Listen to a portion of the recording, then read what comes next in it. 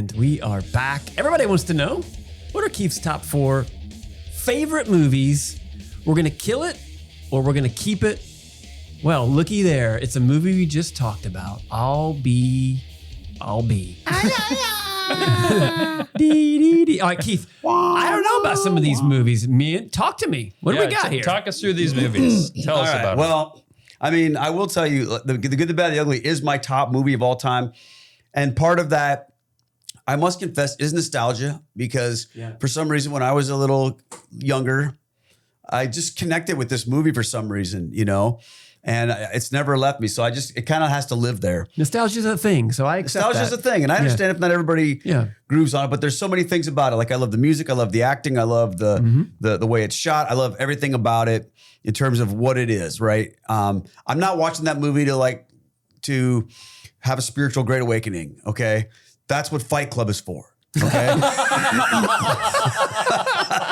which is apparently on the list.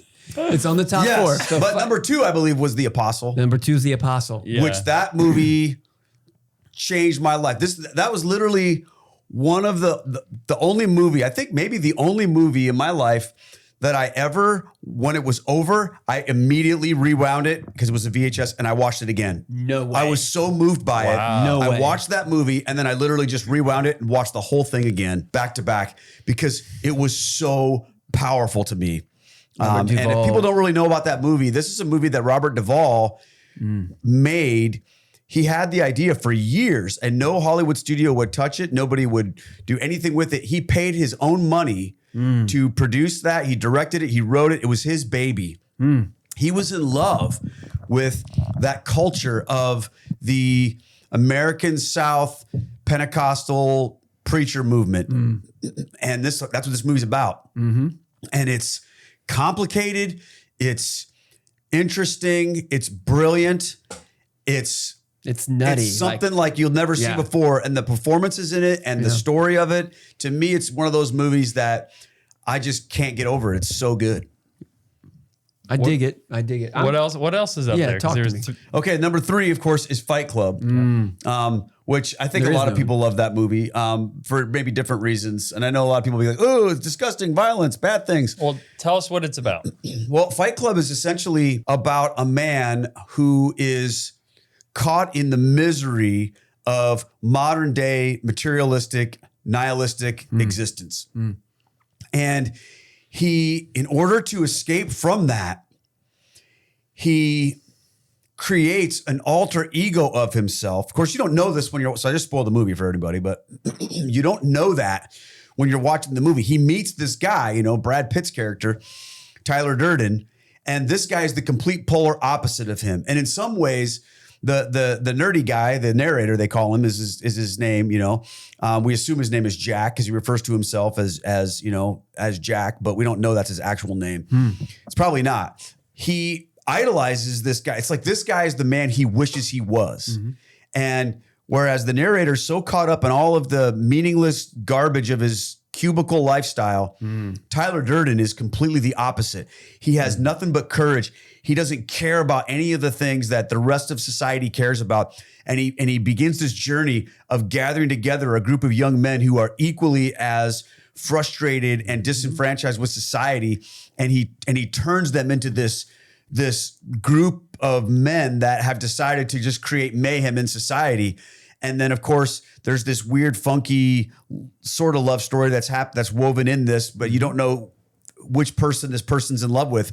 And then the whole thing comes crashing down when you realize at the end that this is really the same person that created this character. And the message of the movie is one of those things like we talked about in another episode where it shows you what it wants you to know without preaching it to you. But you're relating so much to what this guy's saying. And there's a couple of scenes in particular where he talks about you're not the clothes you wear. You're not how much money is in your bank account. You're not, and he just goes through this whole list of things that everybody has been brought up to believe. Then he even walks through this timeline of when you're a kid, what do you need to do? You need to go to school. Now what? Get married. Now what? Right. All these things. And it just shows the emptiness of that materialistic life to where the only thing that these men can do to create any sense of awareness of who they are is to fight themselves. But it's not because they hate each other. Right. It's because they just want to feel something. Yeah. And the message of that movie is really, in my view, it's like, this is what happens to us if we don't have God. This is what happens to us if we get caught up in the rat race of this materialistic life. We destroy ourselves and literally have to create another version of who we are just to exist. Yeah, that's a good point. It's, to me, it's like so deep and philosophical. It's powerful. What's the last movie? The last movie is The Matrix, which I know that's kind of cheesy, you know, and I put that in there only because I'm thinking about when I first watched that movie, when it first came out, how much it affected me. And that movie, I think, has a lot of spiritual undertones to it as well.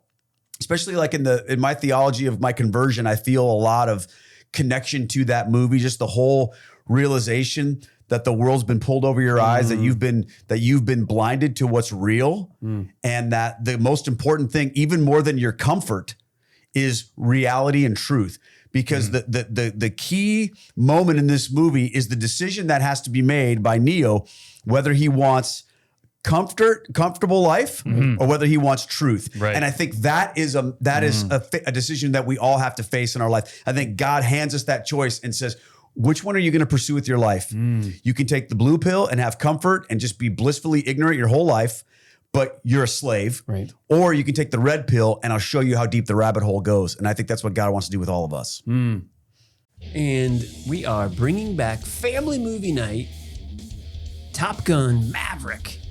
I remember the original one in 1986. I couldn't believe that they did it again. Tom looks younger and he's more fit. But you still need to watch this with VidAngel, and you need to use promo code CRUSADE because that helps us and it helps you. So please go to vidangel.com, type in promo code CRUSADE, and watch Top Gun Maverick. You're not going to get any of those bad words or frightening scenes, even though I'm not sure I remember any of those frightening scenes. And if you don't like smoking, take it out. You don't have to see it. That's vidangel.com, promo code CRUSADE. So, Mr. O'Hearn, we're going to go ahead and kill my movies now. Kill or keep? We're going to call and kill one of them. All right. Or so keep one of them. I do want to make one comment. Let's go back to our last segment. I have the right to change my vote in the same episode. Yep. So let's start with GBU. GBU. I'm thinking about killing the GBU, the good, the bad, the ugly. Okay, kill it. Because it wouldn't be fair. I haven't seen The Apostle. So that one's kind of off the table. That's a no-brainer. Okay, great. And you will love that movie. Yeah, I'm going to watch it. It's a good movie. Fight Club, it tapped into something when I was a young man and watched it. Totally a key. Very primal. The way you describe it is really clever. You know, John Paul II talked about in his letter to artists, he said, sometimes we can show Christ like in a film, or we can show man's universal need for redemption. Boom. And that kind of creates a Christ-shaped whole. If it's done well, it can create this like, that is all life is about without any higher meaning. And a film can do that very well. So I'm thinking about saying we're just going to keep that one, but Matrix we're going to talk about in a future episode. So I want to come back to the good, the bad, and the ugly. What I didn't share yet, which I can't believe no one talks about this because it was a disaster. The audio dubbing was a disaster. That's true. It was like, I am talking and not even... It wasn't even like the tones of the audio didn't match. It was the timing didn't match. It was like the sound design didn't match. They're in a tunnel or in a cave, and it was every time it took me out of it. I felt like I was watching a foreign film. It was like Kung Pao Enter the Fist. If you've ever seen that movie, it's just like purposefully a foreign film that's trying to be funny. But this was like I was trying to get into it. I don't know why he made that decision because I've seen so many older films of this time that the audio is seamless and they probably used ADR, but it was a disaster. Like the audio mixing was so bad. I'm glad you brought that up because I did notice that this last time and I thought Is that because of the extended version that we watched? Well, the scene in the cave is the extended version. That was originally cut out of the movie. Well, the director decided not to use any or not record any audio on the set and record it all after the fact. Oh. So that's why you get this weird. I agree. You get characters' voices not matching their expressions, and then the actor's performance is lost because it's like it can be done well. ADR can be done well, but when it's done for an entire film, and they just didn't pull it off. So you're right. That was an crazy. ugly part of the film. But I want to come back to the bad part of the film because if you can't tell me the good that's in this film, I mean uppercase G, big bold with an underline good, then it just can't be called a good film. It can be called an entertaining film, a cool film. Like swagger, the swagger he has, so much swagger. That's why I dressed up. Like, please let me have some of your swagger.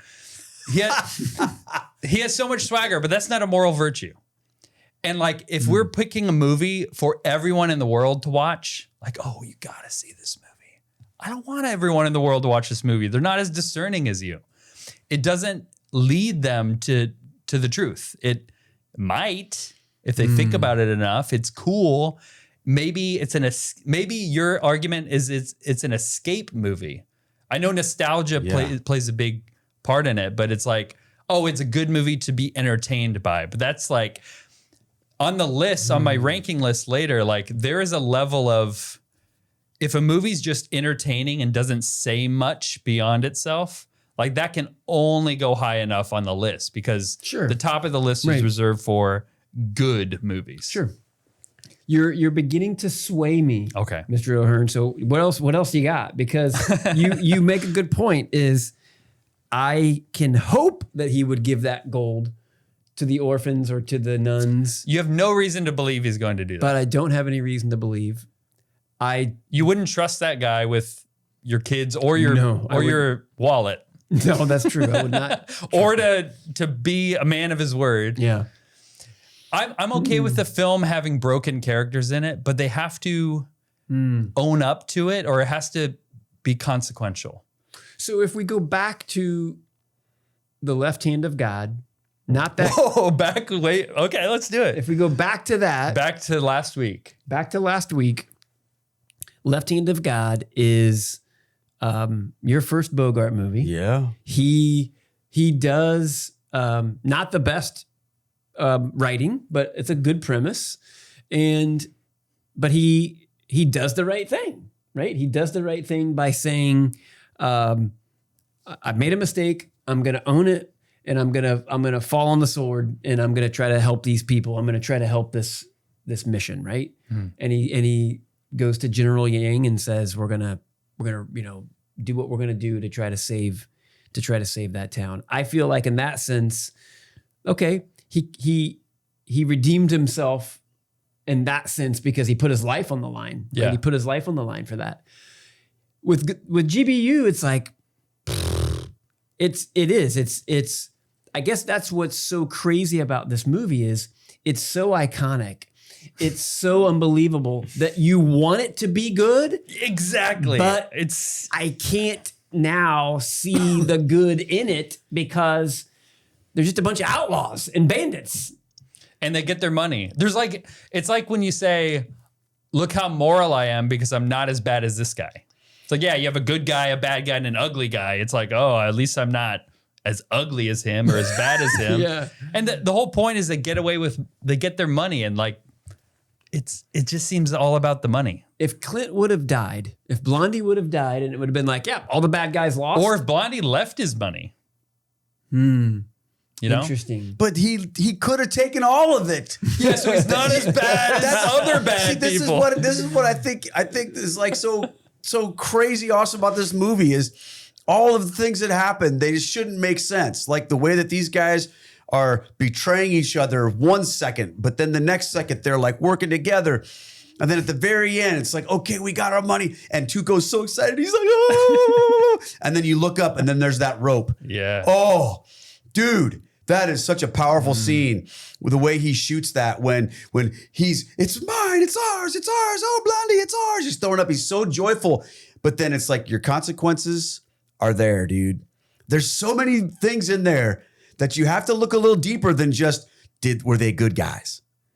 It's deeper than that, which I think is what's so powerful about it, because you could weave all this into it and think to yourselves, okay, you can work together, but yet that underlying issue is still there, you know, and he makes him, it's like, you got to pay up for what you've done to me. And then here comes that rope. But then it's the same thing. And at the end, he comes back and he shoots him down so that he lives. Don't you see all of the brilliance of how that's all woven together and how he does that? I see the brilliance of the storytelling. That's why it's my favorite movie. It's not because I feel like, oh, I want my, you know, my kids to watch this and learn a moral lesson, you know? So I guess according to your criteria earlier about what's the overall good in there, you know? Yeah. What's the purpose of movies? I mean, is it really just to forget our life for 2 hours, or is it to, or 4, or is it to go around the campfire and learn what matters, learn what's important? You know what I mean? I think you can have lots of different reasons for movies. And I think to me, what I like in movies are more movies that make you think, right? That make you really just dig into it and go, yeah, but there was this and there was that and whatever, you know? And I certainly love plenty of movies that at the end of the day, like there's this, you know, heroic message that you can just easily pull out of it. But for me, there was something about this one that was just so different from everything I've ever seen, that my whole life I've never like had anything touch it for me, you know? So, but I get it. It's not for everybody, It's you know? super excellently done. Super cool, super entertaining. I love a lot about But when I was a youth pastor, I didn't show that movie to my youth group. I'll tell you that. That's a good idea. Yeah, and so in my mind, it always hits his head on the ceiling of, which is the floor of what I consider a truly good movie, which is like, it does form the moral personality. It does go into a new stratosphere of not just a movie that is entertaining and fun, but a movie that is meaningful and forms you. I just had somebody whisper in my ear, and it was Fat Cardinal. He just whispered in my ear. And so here's what we're going to do. I'm going to let you know what Fat Cardinal just whispered to me, but we're going to have a definitive Killer keep? Yeah, so Matrix, killer keep. Well, I'm going to keep Matrix. Yeah. Okay, I'm going to keep Matrix as well. I think Matrix is a great choice. Yep. Fight Club, killer keep it. I'm going to keep it. I think your description of it was solid. I would agree. You got to VidAngel that stuff out, but yes, that's true. Yeah, and you know, full disclosure, these aren't movies that we watched with our kids, you know, when they were little, you know. Yeah, that's a good point. So definitely use promo code Crusade if you're going to watch Fight Club. I would also keep Fight Club slightly. I'm going to keep that. The Apostle I have seen. I think that's 100% keep. And Keith, I haven't thought about that movie in years, but it is indeed. Robert Duvall is dynamite. That's a brilliant keep. So Fat Cardinal whispered in my ear and said, you have to be mindful of what movies are supposed to do. And you're right, Mr. O'Hearn. I'm going to go back to the last segment, and I'm going to give me your man card, Tony. I'm going to vote for the Two Towers. Your man card on this table. There is no way that I can say you hated the Two Towers. You can have my jacket. I didn't like the Two Towers. We're going to talk about the Two Towers. Okay, I got to have some. We're going to talk about the Two Towers in the next segment, but I'm here to say I can't vote for the old. Pretty good. Two Towers now wins because you hated that movie. I still do. You don't hate it. It just didn't. It didn't click with me. I don't hate it. No, I don't hate it. Man. And I'm going to kill GBU. Yes. Oh, we had a little standoff here. 3 of us. We're looking at each other. I will say Tony. You saw Tony reach for his holster, and you thought he was aiming at me, but then he turned, Tuco shot you in the heart. Wow! Tuco was amazing, but there is no absolute goodness with that movie, even though it is iconic. It is Clint Eastwood. Clint, you need to convert. You're 90. We all agree on that. You're 95. You need to convert. Add 10 more minutes to that movie and have a better ending. Have him do something better. Don't go anywhere when we come back. We're going to rank every movie ever. If you liked that clip, which I'm sure you did, then check out our other clips And don't forget to go into the comments section and hype this bad boy. Don't make me get fat cardinal. Hype it now.